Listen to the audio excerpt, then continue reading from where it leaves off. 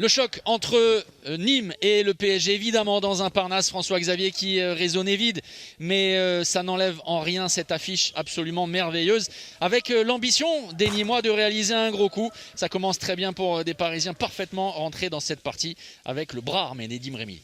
Nedim Remili en pleine réussite, on l'avait vu lors de la sortie précédente de Paris contre Tremblay, mais les Nîmois également en réussite, et notamment Luc Toby qui réalise 15 premières minutes de top niveau pour les Nîmois, et de fait beaucoup de buts des deux côtés, les gardiens qui ne se mettent pas en évidence dans les premières minutes de la partie, et vous le voyez, après 7 minutes de jeu, déjà 7 buts, un but par minute. Oui, un jeu léché, des enclenchements parfaits, des associations avec demi-centre, base arrière qui fonctionnent à merveille. Effectivement, les défenses respectives en grande souffrance, un spectacle merveilleux, et Nîmes qui prend l'avantage, confirmé malgré ce tir venu du bras de Christopance, qui lui a été très bien mis en position lorsqu'il était comme ça lancé sans ballon. Oui, les gauchers qui se mettent en évidence des deux côtés, puisque Luc Toby répond à Denis Christopance. On l'a dit, Luc Toby, très bon, tout comme Mohamed Sanan, meilleur buteur de cette première période.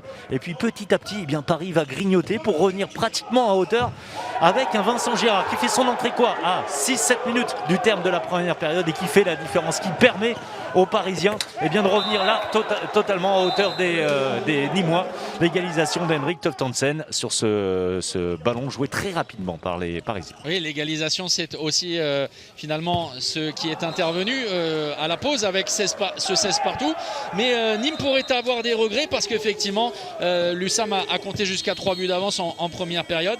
Paris a été solide, et ce sera le cas également à l'entame de la deuxième période. Oui, sans briller, match équilibré, score de parité, tout à fait logique pour David Tebib, qui aurait aimé que son équipe sache conserver cet écart, cet avantage en première période.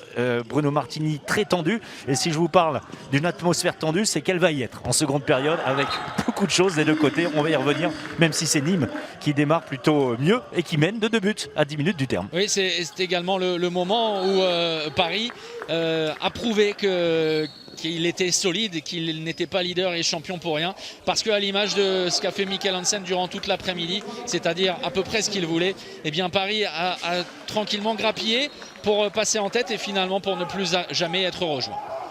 En bénéficiant d'un bon Mikkel Hansen, et le jeu en supériorité numérique décidé par Raúl González en face, Quentin Minel qui réussit à trouver des solutions, qui permet encore à son équipe de mener à ce moment-là. C'est l'une des dernières fois.